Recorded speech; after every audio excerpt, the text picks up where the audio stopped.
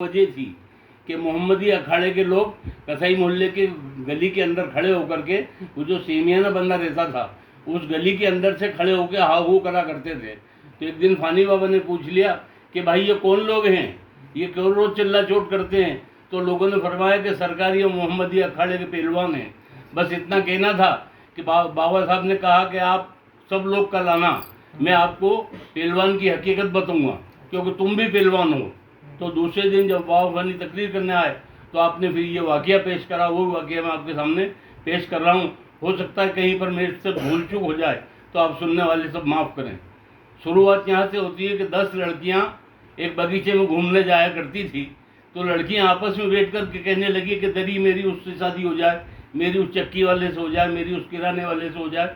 ऐसे 9 लड़कियों ने आपस में बातचीत जब करी तो 10वीं खामोश रही, चुप रही। तो आपने फरमाया कि बेटा तुम भी तो बोलो, कुछ क्या कहना चाहती हो। इस लड़की को भी घेर लिया और उस लड़की से भी पूछा कि आप बताओ आपको क्या पसंद है, क्योंकि हमने जो बातें करी है तुम लोगों को कहोगे कि नहीं नहीं मैं बताने को तैयार हूँ, बता देती हूँ। मैंने जब से होश संभाला है और जब से मैंने नमाज अदा की है, हर नमाज में सिर्फ ये कहती हूँ कि या अल्लाह मुझे कोई शोहर दे तो ऐसा देने जो हुसैन का बदला ले। बस ये मेरी तमन्ना है और मैं इसी तमन्ना पे 5 वक्त की नमाज़ पढ़ती हूँ। जब भी नमाज़ पढ़ के दुआ मांगती हूँ अल्लाह से, तो अल्लाह से गुजारिश करती हूँ कि या अल्लाह जब मुझे तू मौत दे या मुझे शोहर दे तो ऐसा देना जो इमाम हुसैन का बदला ले ले। अल्लाह की शान के मामले थे कि कुछ दिन बाद उस बच्ची की शादी हो जाती है। वो एक मुख्तियार नाम के लड़के से शादी होती है जो मुख्तियार पहलवान थे। और हदीसों में आपका बयान आया है, हज़रत मुख्तियार के पुकारा जाता है। हदीसों में बयान आया है आपका और कहा है कि हज़रत मुख्तियार जब उससे शादी हो गई, शादी होकर जब वो घर आई तो बाकायदे देखा कि पहलवान तो पहलवानी करने जा रहा है, ना नमाज पढ़ लिया है, ना रोज़ा रख रहा है, कुछ भी नहीं। तो उन्होंने कहा या अल्लाह मुझे किस जगह पहुंचा दिया, मैं तो ये चाहती थी कि ऐसा शोर मिले जो इमाम हुसैन का बदला ले। अल्लाह की शान के मामले थे कि मुहर्रम का महीना आ गया और जब मुहर्रम का महीना आया 9 तारीख गई तो 9 तारीख के रोज़ उसकी वालदा ने खाना नहीं बनाया, क्योंकि अक्सर लोग 9 तारीख को घर पे खाना नहीं बनाते हैं। तो उसने जब अखाड़े से आया तो कहने लगे हम अखाड़े से आ रहे हैं, अम्मा खाना खिलाओ। तो वो डोगरी कहने लगी बेटा आज फातिया लगेगी इमाम हुसैन की, उसके बाद ही फातिया खाना होना चालू होगा। बोले किसकी फातिया है? बोले इमाम हुसैन की है। बोले इमाम हुसैन कौन थे? बोले बेटा ये मुसलमानों के बहुत बड़े सरदार थे और नबी के नवासे थे। तो इनको किसने मारा? बोले बेटा दुश्मनों ने मारा। तो कि इनकी कोई औलाद नहीं थी जो बदला ले? कहने लगे बेटा उनकी औलाद को तो उन्होंने कसम दे दी थी। तो वो औलाद को कसम दी थी कि मुसलमानों को भी दे दी। तो माँ के मुंह से निकला कि मुसलमान का कोई ऐसा मर्द का मूर्ति पैदा नहीं हुआ। तो आपने कहा कि मैं मर्द और मैं मर्द का मूर्त, हमारी माँ ने हमें शेर जना है। तुम ये कहते ना उन्होंने कहा कि किसी की माँ ने शेर नहीं जना, तो आपने कहा कि मेरी माँ ने शेर जना है। माँ मेरे को इजाज़त दे दे, मैं जाऊँगा बदला लेके आऊँगा। कहने लगे बेटा एक काम करो कि तुम्हारी बीवी अभी अभी ये शादी हुई है तो उससे इजाज़त ले लो, जब वो इजाज़त दे दे तो चले जाना। आप अपनी बीवी के पास गए और कहा कि बेगम हमारी ये तमन्ना है, हम तुमसे इजाज़त चाहते हैं। तो लड़की कहती ठहरिए में आते हैं 2 रकात नमाज अदा करके। अल्लाह की शान के मामले हैं कि जब उसने 2 रकात नमाज अदा की तो अल्लाह से कहा कि या अल्लाह तेरा शुक्र एहसान है कि तू मेरी तमन्ना पूरी कर रहा है। बस इतना कहना था। बाकी लड़की कहती है कि अब मेरी बात सुनो कि आप जा रहा हूँ, मैं तुम्हें इजाज़त दे रही हूँ, बाकी मेरी 4 बातें याद रखना। ये 4 नसीहत तुम्हें बताती हूँ कि यहाँ से जब सबसे पहले तुम अपने अखाड़े में जाओ तो पहलवानों से कहना कि मेरी माँ ने मुझे शेर जना है, अगर तुम्हारी माँ ने शेर जना हो तो मेरे साथ चलो। तो वहाँ से इनके साथ 13 पहलवान इकट्ठे हुए और 13 ही वहाँ से चले। अब पहली बात तो ये कही उसने। फिर दूसरी बात ये कही कि जब अखाड़े से तुम चले जाओ तो किसी बड़ी मस्जिद में तकरीर करना। तकरीर तुम्हें करना आती नहीं है, सिर्फ ये कह देना कि मेरी माँ ने मुझे शेर जना है और मैं इमाम हुसैन का बदला लेने जा रहा हूँ। ये 2 बात। तीसरी बात ये है कि जब मदीने तुम पहुँचो तो हज़रत ज़ैनुलब्दीन से इजाज़त लेना। जब तुम मदीने पहुँचो तो हज़रत ज़ैनुलब्दीन से इजाज़त लेना। और तीसरी बात ये है, चौथी बात ये है कि हज़रत इमाम हुसैन के जब आस्ताने पे पहुँचो तो मेरा सलाम पहले पेश करना और आपका सलाम बाद में पेश करना। बोले ठीक है, 4 बात है, आप जाइए। ये भी अखाड़े जाता है और ये कहता है पहलवान, उसमें 13 पहलवान इसके साथ हो जाते हैं। जब 13 हो जाते हैं और 13 को लेकर जब चलता है तो एक बहुत बड़े शहर के अंदर जाके एक मस्जिद में खड़ा हो जाता है। लोगों ने जब देखा कि हट्टे कट्टे पहलवान आज मस्जिद में आ गए, अल्लाह खैर करे, क्या बात है जो ऐसे ऐसे पहलवान अखाड़े में जैसे अखाड़े के लोग आ गए हों दादा लोग आ गए हों। मस्जिद में तो ऐसे लोग नहीं आते। आज क्या बात है, जब तो नमाज ख़त्म हो गई तो मुख्तियार ने कहा, ये लोगों सुनो, कान खोल के मेरी तकरीर तो मुझे आती नहीं है, बाकी मैं 2 लफ्ज़ में तुम्हें समझा देता हूँ कि मैं हज़रत इमाम हुसैन का बदला लेने जा रहा हूँ। अगर तुम्हारी माँ ने तुम्हें शेर जाना है तो चलो मेरे साथ आ जाओ। तो वहाँ से बताते हैं, किताबों में हवाला है कि 3.5 लाख का लश्कर साथ हुआ। और जब 3.5 लाख का लश्कर साथ हुआ तो आप लेकर के मदीने पहुँचे। मदीने की बॉर्डर पे सारे काफिले को छोड़ दिया और हज़रत ज़ैनुलब्दीन के मकान पे पूछे। वहाँ पे तलाश करने के कर रहे थे कि ज़ैनुलब्दीन साहब का घर कहाँ, हज़रत ज़ैनुलब्दीन का मकान कहाँ है। तो लोगों ने कहा कि एक गली आएगी, ऐसे मुड़ना है, ऐसे मुड़ना है, ऐसे जाना, और जिस मकान की छत टपक रही हो उसी मकान पे ज़ैनुलब्दीन रहते हैं। आपने कहा, बेवकूफ़, मुझे चूतिया बनाता है। गिरेबान पकड़ के तोड़ दिया उसको, क्योंकि पहलवान थे। गिरेबान पकड़ तोड़ दिया। उन्होंने कहा, भैया मेरा गिरेबान छोड़, मैं बताता हूँ वजह क्या है। कि वजह ये है कि जिस दिन से इमाम हुसैन का कत्ल हुआ है, हज़रत ज़ैनुलब्दीन उसी दिन से रोते हैं।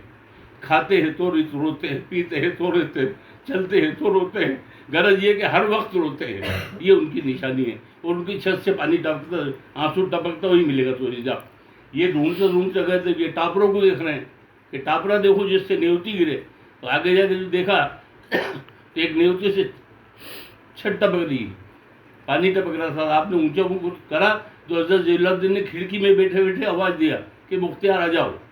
आप यहाँ चक्कर में पड़ गए, मैं इनको नहीं जानता हूँ, ये मुझे नहीं जानते, कैसे आवाज़ दे रहा है। और फिर मेरा नाम लेकर के गए। आप दुआ सलाम की और कहने लगे, सरकार मैं आपसे इजाज़त लेना आया हूँ, मैं इमाम हुसैन का बदला लेना चाहता हूँ। बोले, भैया हमारे वालिद ने हमें इजाज़त नहीं दी तो हम किसी को इजाज़त नहीं दे सकते, बाकी जाओ, अल्लाह तुम्हारे साथ है। बस इतना कहा और मर्सी अपने काफिले को लेकर चले। तो सीधे हज़रत इमाम हुसैन के आस्थाने पे पहुँचे और वह जाके कहा, अस्सलातु वस्सलाम अलैका। तो जवाब आती है कि जो लोग अमानत में खयानत करते हैं हम उनका सलाम का जवाब नहीं देते। बस इतना कहना था कि इसके पैरों से ज़मीन खिसक गई कि मैं अपनी माँ को छोड़ के आया, अपनी बीवी को छोड़ के आया, अपने काफिले को छोड़ के आया, और जिनके लिए आए वो कह रहे हैं मैं सलाम का जवाब नहीं देता। तो मज़ार से आवाज़ आती है कि बेवकूफ़, पहले उसका सलाम पेश कर जिसने तुझे भेजा है। तो याद आ गया इसे, इसने फ़ौरन कहा कि हुज़ूर माफ़ी चाहता हूँ, मैं अपनी बीवी का सलाम पहले पेश करना चाहता हूँ। आपने सलाम कबूल किया और कहा कि जाओ, अल्लाह तुम्हारे साथ है। अब ये वहाँ से जब काफ़िला लेके चलता है तो एक जगह पे रुक जाता है, बोले काफ़िला यहाँ रोक दो, और यहीं से शुरुआत होगी जंग की।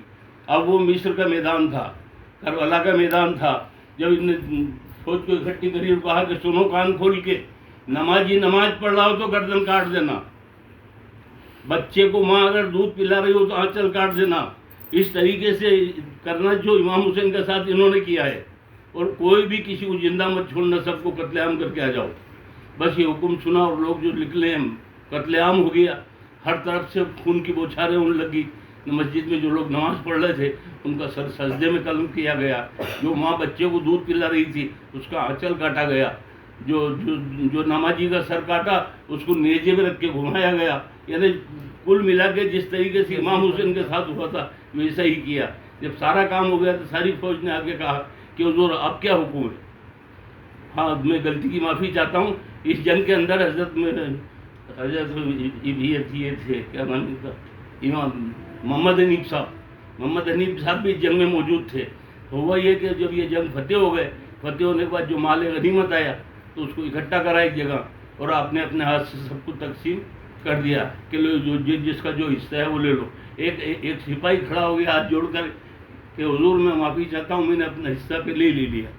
क्योंकि एक लड़की ने उसके पैर पकड़ लिए थे, खूबसूरत थी। उसने कहा मैं आपके साथ रहना चाहती हूँ और मैं मुसलमान होना चाहती हूँ। तो ये लड़की मेरे साथ आ गई, सरकार इसे आप माफ़ कर दें। तो कि ठीक है, एक दिन रख लो और दूसरे दिन आप इससे अल्लाह दे देना। आखिर गलत ये हुआ ये कि महीने भर बाद वो लड़की महीने भर तक उसके पास रही और महीने भर बाद अपने शोहर को लेके भाग गई। ये इसका मामला पूरा हुआ। और आगे चल के होता क्या है कि जब वहाँ से वो पलट के आते हैं, हाँ सुभान अल्लाह, कितनी अच्छी बात है। जब वहाँ से वो पलट के आते हैं तो सीधे अपने घर जाते हैं, घर की सांकल बजाते हैं। अंदर से आवाज़ आती है, बोले कौन?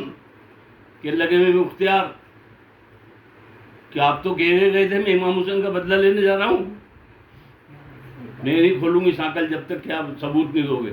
तो कैसा सबूत चाहिए? कि वो मेरे साथ पहलवान आए थे उनको लोग बोले नहीं, जिनका तुम बदला लेने गए थे वो कहेंगे तो खोलूँगी।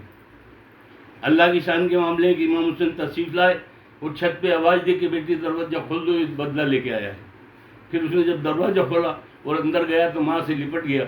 माँ उनकी याद में रो रो के आंखों से अंधी हो गई थी। तो माँ से कहने लगा, अम्मा मैं तेरे को अस्पताल ले जाऊँगा, डॉक्टर कर ले जाऊँगा, वेद कर ले जाऊँगा, तेरी आंखें अच्छी करवा दूँगा। तो बुढ़िया कहती है, सुभान अल्लाह, कितनी अच्छी बात है कि बेटा तेरे हाथ वो हाथ है जो इमाम हुसैन का बदला लेके आ रहे हैं, तेरे हाथ इमाम हुसैन के रोजे में लग के आए, तेरे हाथ हज़रत ज़ियाउद्दीन से मिला करके आए, तो इमाम हुसैन का नाम लेके मेरी आंखों पे हाथ रख दे, इंशाअल्लाह अल्लाह चाह तो मेरी आंखें आ जाएगी। इन्नल्लाह मअस साबिरीन, सब्र करो सब जन इस बात पर।